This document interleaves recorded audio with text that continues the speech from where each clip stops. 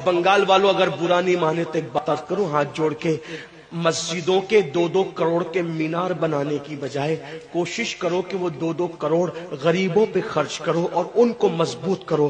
اگر ہماری قوم 10 سال میں مضبوط ہو گئی تو 2 نہیں بلکہ 10 کروڑ کے مینار ہم بنا سکیں گے۔ اس لیے میری گزارش ہے جلسوں کے خرچے بھی کم کرو، شادیوں کے خرچے بھی کم کرو اور سب خرچے کم کر کے اپنی قوم کو مضبوط کرو۔ حضور علیہ السلام اسی لیے تشریف لائے تھے۔ تو دیندار بنو، مالدار بنو، اور نمبر 3 ایجوکیشن پہ بہت محنت کرو۔ کوئی بھی جاہل نہ رہے، کوئی بھی ان پڑھ نہ رہے، خوب پڑھاؤ اپنے بچوں کو۔ 10ویں 12ویں تک کبھی مت رکنا، بلکہ اپنے بچوں کو IAS بناؤ، IPS بناؤ، ڈاکٹر بناؤ، انجینئر بناؤ۔ ڈاکٹر بھی BUMS والا مت بناؤ بلکہ MD اور اعلیٰ سے اعلیٰ ڈگری دلاؤ۔ اب آپ کہیں گے مولانا پیسے نہیں ہے، میں آپ سے کہتا ہوں ہر سال عید پہ نیا کپڑا نہ بنانا پڑے نہ بناؤ، دھلے ہوئے کپڑوں پہ عید کر لو، لیکن اپنے بچوں کی تعلیم پہ خرچہ کرو۔ اسی طریقے سے کسی اور جگہ پر پیسے لگانے کی بجائے 10 سال اگر ان 3 نکات پر آپ نے محنت کر دی، دیندار بنو، مالدار بنو اور ایجوکیشن کو عام کرو، ہر بندے کو پڑھا لکھا بناؤ۔ آپ کہیں گے مولانا نوکری نہیں ملتی، میں کہتا ہوں ہم نوکری کے لیے نہیں پڑھتے، ہم اچھا انسان بننے کے لیے پڑھتے ہیں۔ اس لیے کہ پڑھے لکھے کی تجارت میں ان پڑھ کی تجارت میں فرق ہے، پڑھے لکھے کی گفتگو میں ان پڑھ کی گفتگو میں فرق ہے، پڑھے لکھے کے اٹھنے بیٹھنے میں ان پڑھ کے اٹھنے بیٹھنے میں فرق ہے۔ دیکھو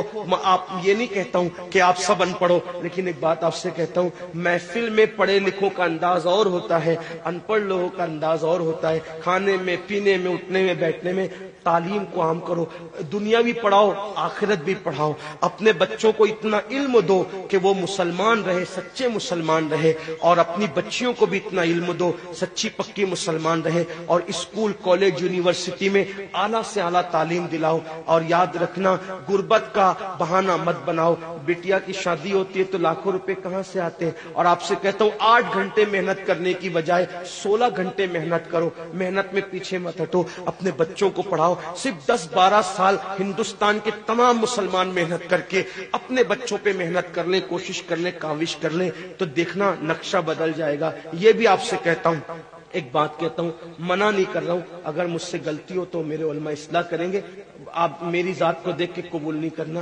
باپ کے چہلم پر 40 دیگ پکانے کی بجائے 1 دیگ پکاؤ، ان 40 دیگوں کا خرچہ بچا کر کسی بچے کی تعلیم پر اپنے باپ کے ایصال ثواب کے لیے خرچہ کر دو۔